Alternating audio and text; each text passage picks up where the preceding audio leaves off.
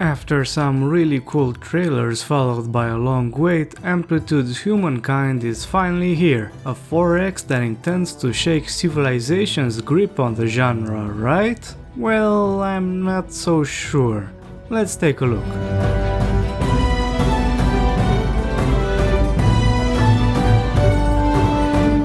Before I take a dive, let me put all the cards on the table by making a full disclosure on where I'll be coming from with what I'm about to say. I have played all the Civilization games between the 2nd and the 5th, including Alpha Centauri, and I played a lot. I have thousands of hours between all of them combined, including modded versions because I can't control myself. I can't say the same thing for Amplitude's games though, except for the 45 hours I've put into Humankind before making this video. I have a couple dozen hours in Endless Space 2 and that's about it. It's an excellent game, but maybe not my style necessarily, even if Master of Orion stole many hours during my childhood. And before I digress further and further away, all I'm saying is that I speak as someone with a very deep knowledge in Civ, and also who has a very addictive relationship with some of Paradox's games, particularly Crusader Kings 2. Don't worry, they'll be relevant. So, does Humankind do things differently? Well, yes and no, but it's pretty obvious early on that it's its own thing despite the obvious inspiration. It looks and feels like an Amplitude game, but Civ's influence is very hard to shake off. The most important difference is that here you don't play as a single country of your choice from start to finish. Instead, your people evolve from one era to the other and adopt various cultures along the way. In fact, you don't even start with anyone in particular, you only have a bunch of Neolithic hunter-gatherers and can't even build a city before you advance to the ancient era. I like this change because here you need to roam the map and collect food and knowledge in order to start an actual civilization. So there's a bit of choice and interaction compared to just planting a city where you spawned in the first turn. Each era comes with its own selection of cultures you can choose from. They each have their own unique units and buildings alongside a unique passive boost to the production of a certain resource that you can keep for the rest of the game even after changing culture. But additionally, they all are part of one of the game's affinities, which means that they have a certain active ability that you can use, such as concentrating all production on science or stealing a territory from your opponent. They are all quite powerful in all honesty. This culture selection process carries on for every historic age you go into. Of course, the game doesn't force you to change them, but that mechanic is mostly for those who were late and didn't have anything to their liking to choose from, rather than the intended way to proceed. You can win a game playing as a single culture throughout the entire game though. On a first glance, I can say it provides an interesting strategic layer. Gone is the bad feeling of playing a nation that has its special unit very late in the game and no ability to use it until then for one. Now you can be competitive in every era, and you can focus on the cultures that best complement what you've already built. Promoting from one era to the other is done via a star mechanic. Essentially, certain achievements earn you stars for completing them, and after a certain number of stars you're free to go to the next era with your empire. The achievements in question concern things like number of units killed, discovered techs, and how much money or influence you've earned and so on. I enjoy this mechanic since it's also tied to the main victory condition, fame, and it creates a more goal-focused scoring system. In Civilization, by contrast, the score just takes into account every tech, every unit, every city, every citizen, every civic, and every religious follower, and adds all this into a pile that doesn't mean much at a glance. Fame, on the other hand, encourages a playstyle that is focused but varied enough in order to pluck as many of those stars as fast as possible, since you get more of it the faster you complete each category's achievements. Needless to say that this plays into the cultures you pick, adding to the pile of meaningful decisions you need to make in this sense. Another interesting twist is how settlements are handled. Instead of being able to plop each city wherever you please more or less, Here you can only create them one for each of the predefined territories, while also having a very low limit as to how many cities you can create before suffering penalties. This encourages you to create outposts and integrate them into the neighboring city instead of city spamming. While this sounds like it encourages tall cities, there's still plenty of room for wide approaches. Sure, the border gore is sometimes very hard to bear, but I feel this fits the district system better than how Civ 6 seems to do it. Yeah, I didn't play it by the way, in case it wasn't clear. But don't add new territories to your city's borders mindlessly, because the stability hit can become quite dramatic. The results can be... yeah, your borders are also fixed to the size of the territories that you control. None of the culture has enough sentience to perform land grabs on its own, like in Civ. You want something, you gotta take it one way or the other. This brings us to combat, but I can't talk about combat without mentioning what is to my opinion the game's biggest strength. Humankind has a lot of elevation in its terrain, not talking about simple hills and plains, but honest to goodness ramps and cliffs on multiple levels of height, with a multitude of choke points and natural passageways. Obviously this impacts city placement, since the cliffs can create some natural choke points that you might want to take advantage of in case you're going to be besieged. But the combat is made a dozen times more interesting because of how terrain works, especially since troops actually have battles that take place in the area of the map where they clash in a sort of minigame. The height advantage is super important, and with good placement you can whittle down stronger enemies. This also highlights a good change they've made to the formula regarding armies. I really dislike the stacks of doom that you could make back in the days of Civ 4. It eliminated most of the tactical thought and just became a game of who has the biggest army and most great generals to buff them. One of the few blemishes for what I consider to be the best game in the series. So when Civ 5 came, I was happy to hear they got rid of that nonsense, but it swung so hard into the other extreme that they made it so only just one unit can occupy a tile at a time, which annoyed many people in the community. Now positioning was super important, but you run out of room very fast if you had a larger army, and made the map seem overly congested. Not good either. Well, Humankind takes the best out of the two approaches. You can use multiple units in an army, only 4 at the beginning, with more slots being unlocked as the game progresses. Add to that fact that you can have reinforcements if other armies are close enough to the battle, and it becomes very obvious how much importance positioning has on the strategic map as well. Honestly, I'm surprised it took so long to get a decent solution to the dilemma, but hopefully Amplitude's approach will catch on. Looking at you, Civ. After listening to me praise the game's decisions so much, you might be wondering why I've had such a reserved attitude in the beginning. Well, it's because of how many unpolished things there are. Where do I start? Well, for one, religion is a missed opportunity, since it has very small impact over the game beyond some bonuses you can earn after reaching a certain follower milestone. You can build holy sites that bring you some faith, and that's kinda it in terms of actual things you can actively do in this aspect. There's no missionaries yet you can use to convert cities, stability is completely unaffected by religious influences from outside your empire, and the buffs you can earn are in the earn plus X of something per follower or something territory, with a few exceptions. It's a step back even from Civilization 4 was doing things. That game came out 16 years ago. Damn, I feel old now. Civics are also present and are quite decent on their own to a certain extent. What's interesting is that once you meet the unlock condition, you're presented with 2 options for the policy choice. I have to say that it's interesting that these conditions aren't transparent from an immersion perspective, but I don't really see the point, since you can learn them by heart by playing multiple games and figuring out why each triggers. They not only have an impact in terms of the benefits of the policies themselves, but they also influence your ideology scale. This is an indication of your overall position over things like the economy or society, and how much into one way or another you go depending on your choices. Random events also contribute to the ideological shift of your empire. The events are nice but repetitive, unfortunately. They fare better in comparison with vanilla Civ 5, but if you take a look at what Paradox games offer in this sense, it looks really lackluster. There are diplomatic implications for your ideology psychology, in the sense that the bigger the divergence, the more the AI will dislike you, and the bigger the chance of revolutions in case your cities fall under the cultural influence of another empire. Unfortunately, the bonuses are static and quite boring, but I won't deny that it provides another layer of strategic choices for the player, arguably more than Religion.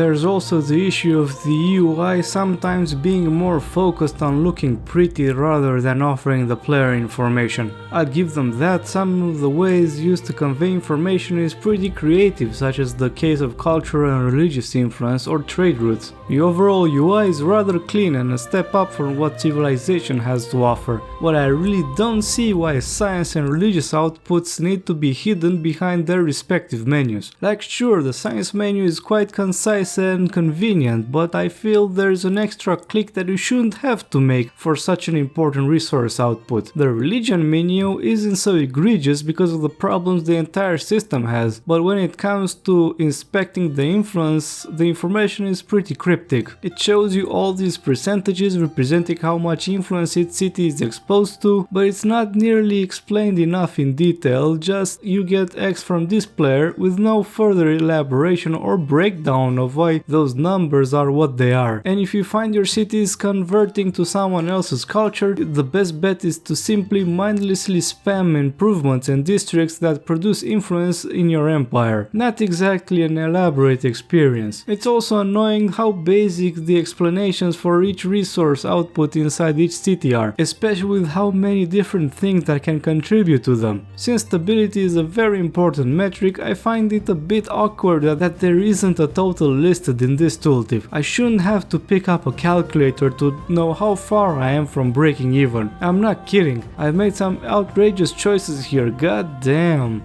And army strength not being displayed on their banners mean that you always need to take multiple clicks in order to see how your odds are in a potential fight before committing to it. If you're new to the game, the bad interface of the encyclopedia can really sting. I admit I've gotten used to how Civ handles things, with you being able to right-click any building or unit and check their pages, and then having a very easy time navigating through keywords to whatever you'd need. The fact that Humankind doesn't have something like this made my first couple playthroughs very annoying, since you want to understand the units or the buildings provided by the new tech you can research, so it's a big hassle to find that information prior to researching. Still, in the category of annoyances for new players is the low visibility of terrain, elevation and cliffs when it comes to moving around the map or combat. Some battlefields can have 4 or 5 levels of elevations, and unless you start swinging the camera around, it's not very easy to understand how tall is each tile, which, considering how important height advantage is, it's quite the problem until you get used to how things work. This criticism I have extends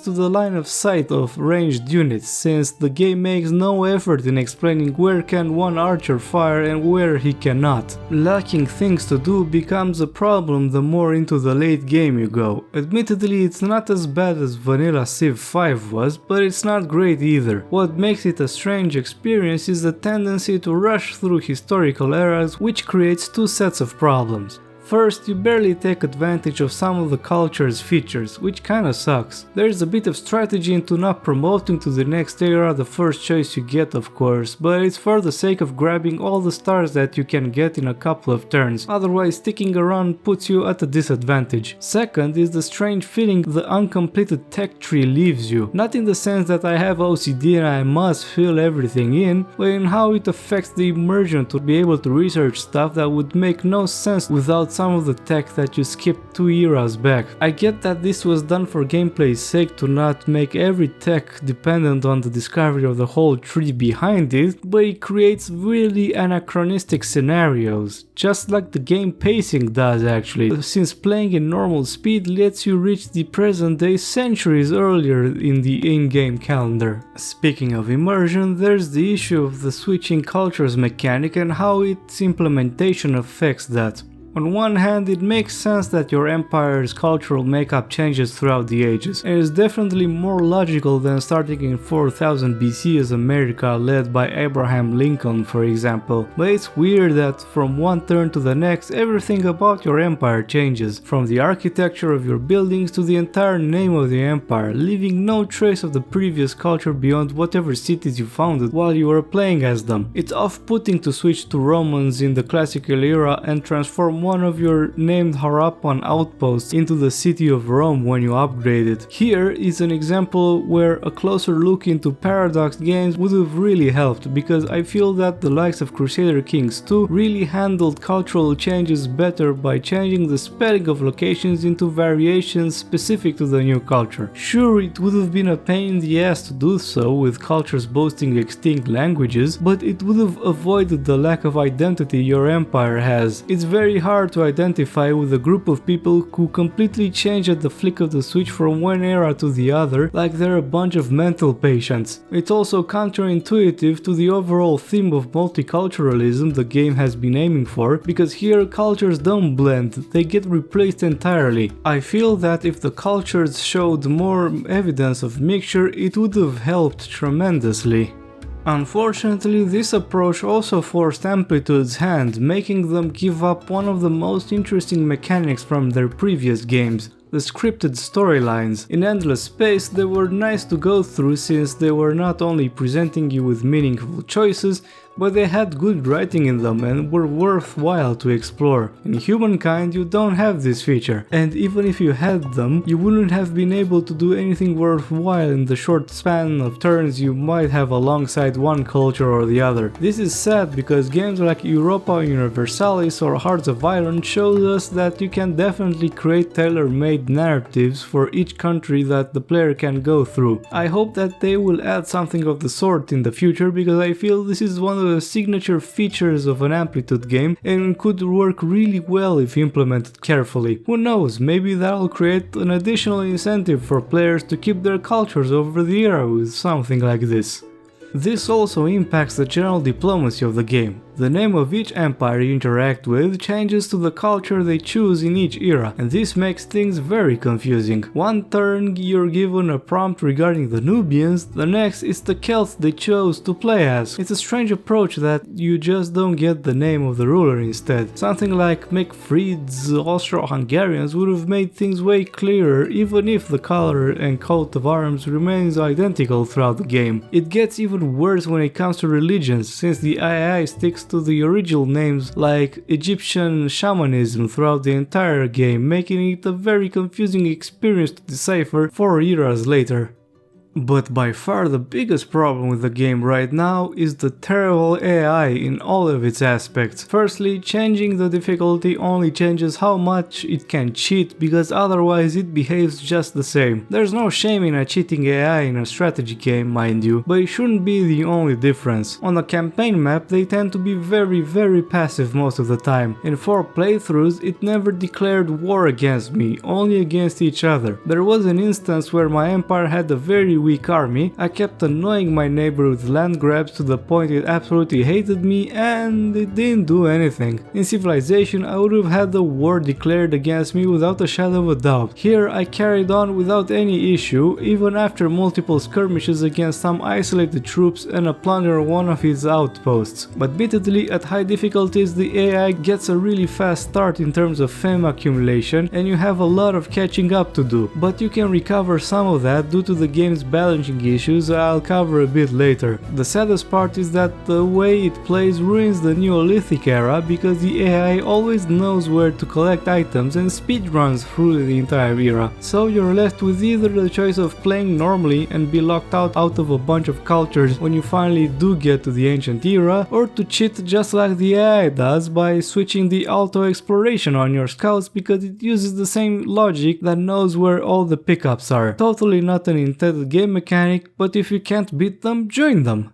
Combat AI is also pretty bad. They essentially zerg rush your troops regardless of how good their defensive positions are. There are some balancing issues here as well, but the AI is making combat not as important as it should. I personally don't understand why the AI is in such a poor state at launch, because it kinda kills a lot of enjoyment. The way Amplitude implemented combat is really worthy of praise, but the experience for the player is really dampened by this issue.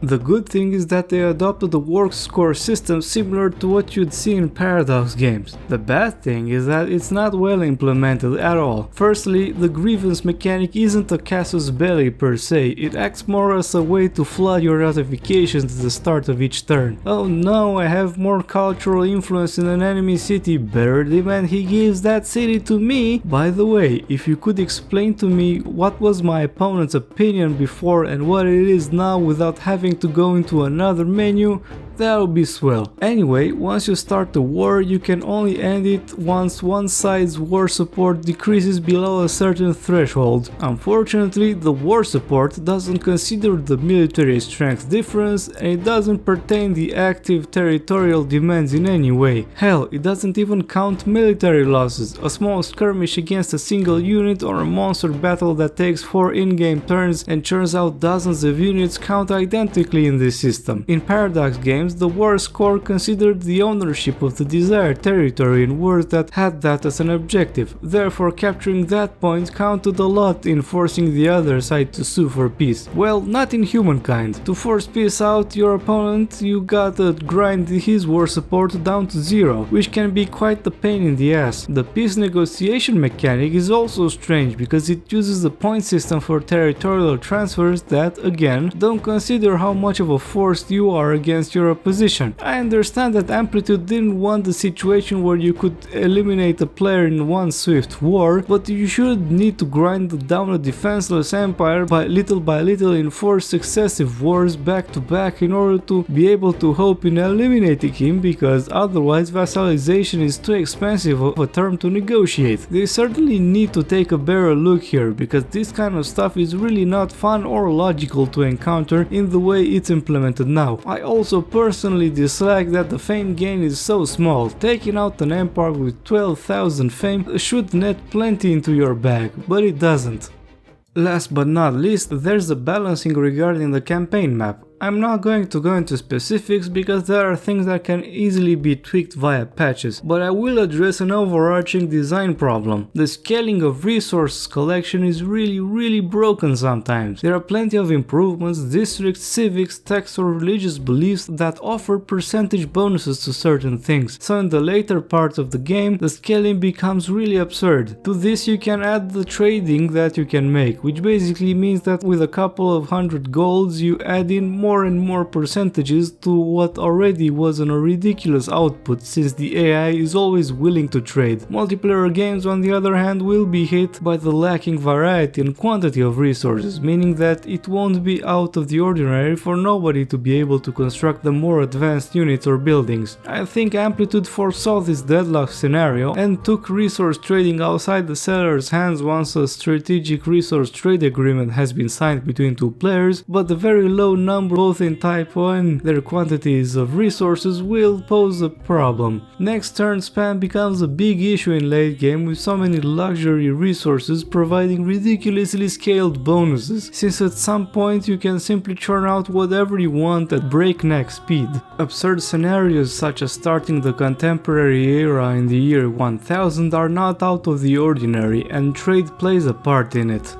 This affects the win conditions, which aren't many anyway. Science victory by completing the entire tech tree is the easiest to obtain, followed by the space race victory. Winning by running down the clock and having the most fame by the end of the game wasn't ever close to happening because of this. The pollution ending was never a threat because of the AI issues I mentioned earlier. Yes, the game has a pollution mechanic, but it's half-baked at best. It just fills a counter, gives you a penalty to stability if a city is polluted, and a general penalty as you pass through the global limits. You don't have good methods to decrease it, its effects occur late in the game to really matter, especially since all the players get the penalties, and overall I think it shouldn't have been included in its current state. Oh, and the AI dislikes you the instant you start polluting despite them still being in the medieval era. That's so nice. I want to make one last nitpicky complaint, this time regarding the game's creation screen. As it stands now, the customizability of your game isn't as high as it could have been, in particular when it comes to adjustments of map scripts. I wonder if not having the ability to change the quantity of resources is tied to the setup menu's capabilities or to how the script is made. But I guess we'll see that once community-made content will be available. A bigger complaint thrown is in the direction of AI opponent selection. You see, the game doesn't make it very obvious, but depending on your achievements in previous games, you can create AI profiles with various traits that you can share with the community and have others play with it in their own sessions. The idea is actually really cool since there's a lot of customizability in this sense, and once the AI will be patched up, they will surely create a lot of interesting scenarios. But in order to download them, you need to go to the website in your browser, scroll through this very inconveniently thought out list and bad filters and download those you want in the game. And afterwards you gotta scroll through one by one inside your game setup menu because drop down menus were not in Amplitude's plans apparently. Terrible UI design. Even if I seem harsh regarding it, I wouldn't say that Humankind is a bad game. It's definitely unpolished and seems to have a lot more things planned out via DLCs and such, which I'm tempted to be optimistic about, but judging by their track record with Endless Space 2's DLCs, the probability of having hits and misses is something to look out for. Despite that I bought it on launch day in order to satisfy my curiosity and see if it holds up to the ambitions it laid out, I wouldn't personally recommend you to buy it its full price in the way it presents itself right now. Even without DLCs, Endless Space 2 is a lot more polished and complete experience, and unfortunately for Amplitude, complete packages of Civ 4, 5 and even 6 can be purchased for less than what Humankind sells for right now, while surpassing it in most but not all aspects. If you are like me and really liked Civ 4 and felt that 5 was good but not as good, I can't recommend enough the community patch known as Vox Populi. It basically combines the best aspects of the two, adds on top of it with a lot of tweaking and new concepts introduced without bloating the whole experience. Do it, because I certainly can never play Brave New World in its vanilla form. I know it's very unfair to compare a newly released game with mods and games that are feature complete, but all these things offer clearly a superior experience. I certainly advise anyone to pay attention to what changes Amplitude will bring in the following months, because many of the issues can be addressed and the game's foundation is really solid. Regardless of the issues though, Humankind does offer an alternative experience to Civ, and I even dare say it's one of the most compelling competitions that it had in a long time. I really hope that this will make Firaxis stop resting on its laurels like they've done in the past decade and see some real progress in their future iterations. As for me, maybe I'll take a look at Humankind next year and see how much of their promised fixes and improvements come to fruition. Wowee, that was a long one. Feels good to have something to talk about at such lengths for a change. I want to thank everyone who had the patience of hearing me out, and I hope we'll see each other for the next one. Like the video and subscribe in order to make this closer to a certainty. And until next time, cheers!